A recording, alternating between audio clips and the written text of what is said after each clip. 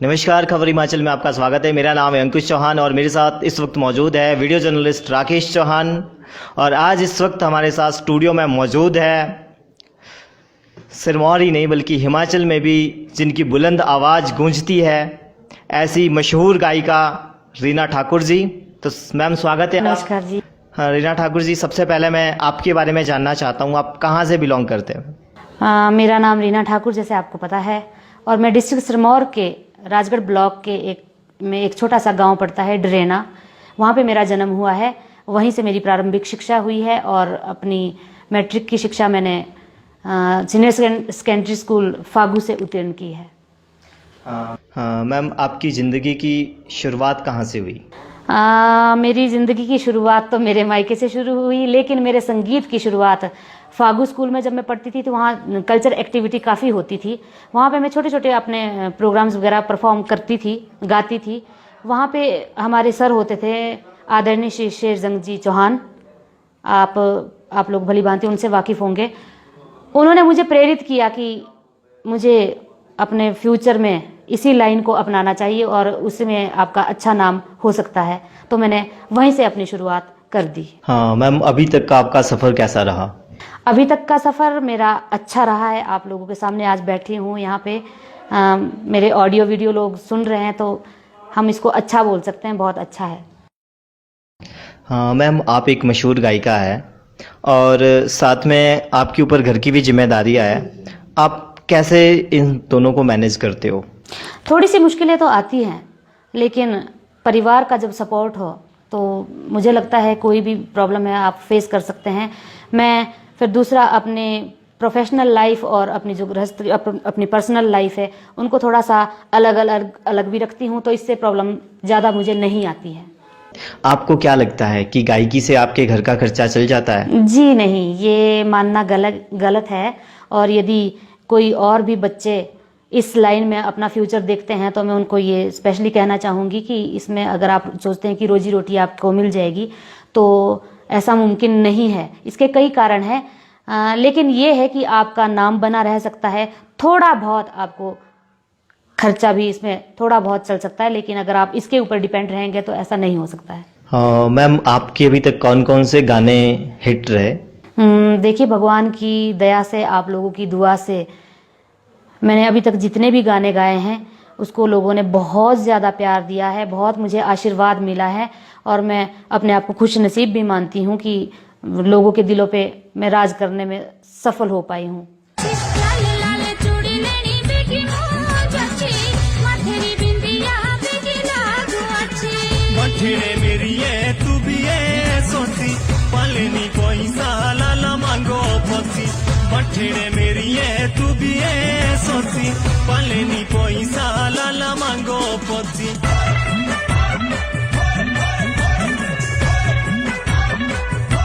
हाँ मैम, इन्हीं हिट गानों में से अगर आप किसी एक हिट गाने की धुन हमारे व्यूवर्स को सुनाना चाहें। जी बिल्कुल, मेरे वैसे तो सारे गाने हिट है, लेकिन एक शुरू में मेरा जो पहला एल्बम आया था जिसका नाम था झूठा किया वायदा, 2004 में वो मार्केट में आया था, उससे मुझे बहुत ज़्यादा पहचान मिली। लोगों ने मुझे बहुत चाहा, बहुत प्यार दिया और उसी एल्बम का, वैसे तो 8 के 8 गाने बहुत हिट थे, लेकिन एक गाना जो टाइटल सॉन्ग था हमारा वो बहुत ज़्यादा हिट हुआ। मैं 2-4 लाइनें उसकी ज़रूर गाऊंगी। झूठा किया वायदा आपो नहीं आया, झूठा किया वायदा आपो नहीं आया, रोंदे रोंदे बेड़ी मुए टुकड़ा खाया, रोंदे रोंदे बेड़ी मुए टुकड़ा खाया, बाबू जंगलातिया टुकड़ा खाया, बाबू जंगलातिया। मैम, आपका सफ़र काफ़ी लंबा रहा और इस सफ़र में आपको किन किन कठिनाइयों का सामना करना पड़ा? देखिए, जब आप किसी सफ़र की तरफ शुरुआत जब आप करते हैं तो कठिनाइयाँ तो आती हैं, मुझे भी आई और बहुत आई, क्योंकि मैं एक फ़ीमेल सिंगर हूँ। तो फीमेल को आज के दौर में कुछ और ज़माना है, आजकल बहुत टैलेंट शो हो रहे हैं, बहुत बच्चे इस तरफ आ रहे हैं, लेकिन जब मैंने शुरुआत की तो इस फील्ड की तरफ लड़कियों का जाना बहुत बुरा माना जाता था और जब मैं गई तो मुझे बहुत प्रॉब्लम का सामना करना पड़ा। इवन कि मेरे पेरेंट्स को भी बहुत बहुत कुछ सुनना पड़ा था मेरी वजह से। लाइक इससे कोई शादी नहीं करेगा, इसने गलत प्रोफेशन चुन लिया है, ये किधर जा रही है, पता नहीं क्या करती होगी। बहुत बातें थी। पेरेंट्स कई बार परेशान हो जाते थे, लेकिन उन्होंने एक ही बात कही थी कि अगर आपको मुझ पे विश्वास है तो सिर्फ आप मेरी बात सुने, आप लोगों की बात ना सुने। मैं ऐसा कभी कुछ नहीं करूँगी जिससे आपका सिर झुक जाए, और एक दिन आपका नाम रोशन जरूर करूँगी। और मैंने वही अपना उसी दिन मैंने ये ठान भी लिया था कि मैं अपना नाम इतना ऊंचा करूँगी, इतना ऊंचा करूँगी कि मेरे माँ बाप को मुझ पे शर्म ना आए बल्कि गर्व महसूस हो। और आज वो समय आ चुका है। मेरे माँ बाप मुझे एक बेटी की तरह नहीं बल्कि एक बेटे की तरह देखते हैं। और इधर उधर के लोग जो मेरे आस पड़ोस में थे, जो कुछ बुरा भी बोलते थे, वो भी आज मुझे मानते हैं। वो भी मुझे कहते हैं कि हमारे बच्चों को भी आप अपने साथ ले जाओ, इनको भी कुछ सिखाओ, इनको भी एडजस्ट कर दो। तो ये मेरे लिए बहुत ज़्यादा खुशी की बात होती है।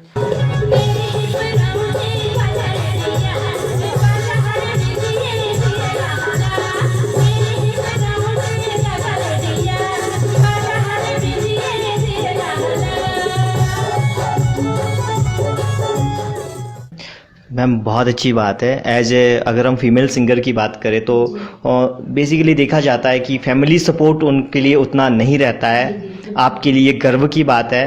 आपकी अभी तक कौन कौन सी उपलब्धियां रही होगी जो आप बताना चाहें अभी? उपलब्धियां तो भगवान की दया से काफ़ी हैं। काफ़ी ऐसे मौके मिले हैं जहाँ पे लोगों ने मुझे सम्मानित किया है। और हिमाचल ही नहीं, मुझे लोगों ने इतना प्यार दिया कि हिमाचल से बाहर भी भेजा। बहुत सारे स्टेटों में भी मैंने काम किया है, परफॉर्म किया है, जिनमें से कुछ नाम मुझे याद है। कर्नाटका हम जाते थे, मध्य प्रदेश में मैंने परफॉर्म किया है, मैसूर में मैंने परफॉर्म किया है, कोलकाता में मैंने परफॉर्म किया है। मतलब बहुत सारी जगहें हैं जहां मैंने परफॉर्म किया है और वहां पे लोगों में एक पहचान बनाई है। लोग वहां आज भी मुझे याद, अगर यहाँ से कोई ग्रुप वहां जाता है, ट्रुप वहां जाता है, तो कोई ना कोई उन लोगों से वहां से जरूर पूछता है कि रीना ठाकुर कैसी हैं और वो क्यों नहीं आई। तो ये मेरे लिए गर्व की बात है। और रही बात सम्मान की, तो बाहर तो बहुत सम्मान मिलते हैं, लेकिन मेरा मानना है कि अगर आपके घर में आपकी इज्जत होती है, आपके इलाके में आपकी इज्जत है, तो वो आपके लिए सबसे बड़े गर्व की बात होती है। और मुझे अपने घर में एक सिरमौर कला संगम द्वारा एक सम्मान दिया गया था 2011 में। तो उस सम्मान को मैं आज तक का अपना सर्वश्रेष्ठ सम्मान मानती हूँ और मैं धन्यवाद भी करती हूँ कला संगम वालों का कि उन्होंने मुझे इस लायक समझा। हाँ, अच्छा मैम, सरकार की तरफ से क्या कोई सपोर्ट आपको अभी तक मिली है? और आपको क्या लगता है कि सरकार जो आप आज का युवा कलाकार है उसको प्रोत्साहन क्यों नहीं कर रही है?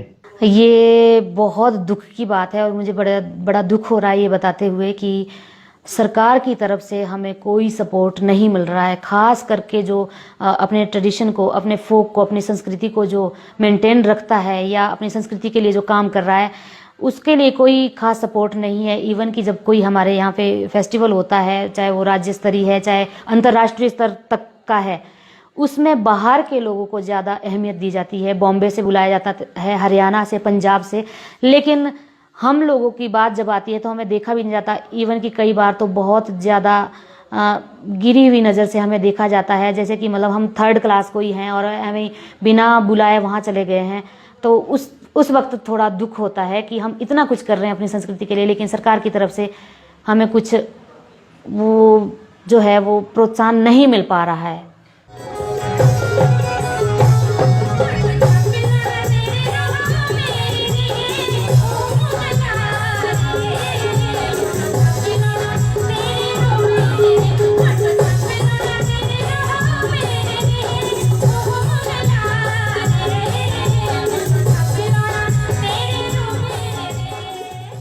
हाँ, अच्छा मैम, अगर पाश्चात्य संगीत की हम बात करते हैं और आज के युवाओं की बात करें तो आज का युवा पाश्चात्य संगीत की तरफ दौड़ रहा है, इसके बारे में आपका क्या कहना है?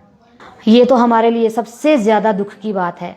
आज की युवा पीढ़ी अपनी संस्कृति को जानती ही नहीं, पसंद ही नहीं करती, उसको सुनना ही नहीं चाहती, पाश्चात्य की तरफ दौड़ रही है। कुछ कलाकार भी हैं, मैं नाम तो नहीं लूँगी, लेकिन वो रिमिक्सिंग कर रहे हैं। पुराने सॉन्ग को नया रूप देना, उसके खिलाफ मैं नहीं हूँ, उसके खिलाफ नहीं हूँ, लेकिन रिमिक्स वो इतने हद तक कर रहे हैं, उसमें अंग्रेजी भर रहे हैं, उसमें हिंदी भर रहे हैं। तो ये हमारा फोक नहीं है, हमारी संस्कृति नहीं है, ये तो हमारी संस्कृति के साथ खिलवाड़ है। और वजह वही है, पाश्चात्य संगीत वेस्टर्न कल्चर की तरफ बच्चों का ज़्यादा रुझान, और इसमें मैं तो खुद भी कोशिश कर रही हूँ और अपने कलाकार साथियों से भी मैं कोशिश करूँगी कि आप ऐसा कुछ गाएं ही ना, हम जैसा परोसेंगे लोग वैसा पसंद करेंगे और उनको करना पड़ेगा। लेकिन अगर हम वेस्टर्न म्यूजिक परोसते जाएंगे तो ऑब्वियस सी बात है कि युवा पीढ़ी उधर को उनका ज़्यादा रुझान उधर को होगा। युवाओं के फ्यूचर की बात की जाए तो क्या आपको लगता है कि जो नए कलाकार हैं उनको गायकी अपनानी चाहिए या नहीं अपनानी चाहिए? देखिए, ये तो अपने अपने शौक़ की बात है। अगर उनका शौक़ है कि हाँ मुझे म्यूज़िक की तरफ अपना ध्यान देना है या गायकी को अपनाना है तो अपना सकते हैं। लेकिन अगर वो इसमें अपना फ्यूचर देखते हैं तो मेरे हिसाब से ये गलत बात है। इसमें कोई फ्यूचर नहीं है। यदि आप पढ़ाई इसकी करते हैं, संगीत की पढ़ाई करते हैं और आपको कहीं जॉब, सरकारी जॉब लग जाती है, म्यूजिक टीचर की, म्यूजिक लेक्चरर की लग जाती है तो वो बेहतर है। लेकिन यदि आपने पढ़ाई नहीं की है और फिर भी आप इधर अपना भविष्य देखते हैं तो ये गलत बात है, क्योंकि स्टेज शो करके या कहीं पे परफॉर्म करके आप अपना फ्यूचर उसमें नहीं बना सकते हैं। हाँ मैम, सिरमौर में ही नहीं बल्कि पूरे हिमाचल में जो है वो आपकी धुनों को सुना जाता है। आप इन सब का क्रेडिट किसको देना चाहेंगे? देखिए, क्रेडिट तो पूरी टीम को मिलता है, क्योंकि एक गाना जब कोई हिट होता है तो उसमें ना मात्र एक सिंगर बल्कि म्यूजिक डायरेक्टर है, राइटर है, जिसका वो थॉट है, वो सबकी मिलीजुली मेहनत होती है और उस वजह से वो हिट होता है। तो मैं अपना क्रेडिट तो पूरी टीम को ही देना चाहूँगी हमेशा।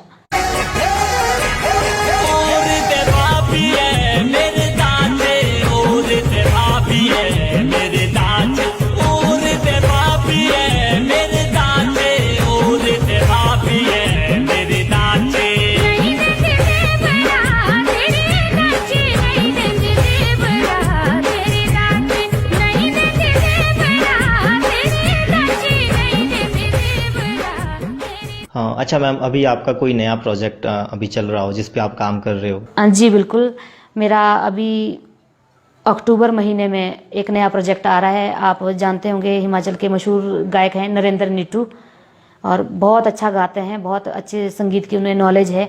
उनके साथ मिलकर हम एक प्रोजेक्ट बना रहे हैं और अक्टूबर महीने में वो मार्केट में भी आ जाएगा। उसके अलावा मेरा अपना एक नॉन स्टॉप प्रोजेक्ट है जिसमें इस टाइम जो उत्तराखंड और हिमाचल में फेमस राइटर हैं श्री हरिकिशन वर्मा जी, वो मेरे लिए गाने लिख रहे हैं। और नंबर 1 म्यूजिक डायरेक्टर मैं कहूँगी आजकल हिमाचल में है राजीव नेगी जी, उनका इसमें संगीत होगा। तो एक कोशिश है कि कुछ नया किया जाए, थोड़ा सा हट के किया जाए, और उम्मीद करूँगी कि लोगों को बहुत ज़्यादा पसंद भी आएगा। हाँ, अच्छा मैम, अंत में आप सिरमौर और हिमाचल वासियों को क्या संदेश देना चाहेंगे? मेरा करबद्ध अनुरोध है आजकल की युवा पीढ़ी से, हिमाचल की पीढ़ी से, कि कृपया वो नशे से दूर रहें। नशा कोई भी हो वो जीवन के लिए हानिकारक होता है, खतरनाक होता है, और आज की युवा पीढ़ी इस तरफ ज़्यादा दौड़ रही है। यदि आप इस तरफ दौड़ेंगे तो अपने लक्ष्य को कैसे पूरा करेंगे? तो मैं यही विनती करूँगी कि आप नशे की तरफ ना दौड़े, बल्कि अपना एक एम बना दें, अपना कोई लक्ष्य रखें और उसके लिए दिन रात मेहनत करें तो आपको ज़रूर एक दिन सफलता मिलेगी। हाँ मैम, बहुत बहुत धन्यवाद, आपने हमें अपना कीमती समय दिया, उसके लिए आपका बहुत बहुत धन्यवाद। और मेरा नाम अंकुश चौहान है और इस वक्त मेरे साथ मौजूद है वीडियो जर्नलिस्ट राकेश चौहान जी। तो आप सभी का मैम बहुत बहुत धन्यवाद। बहुत बहुत धन्यवाद।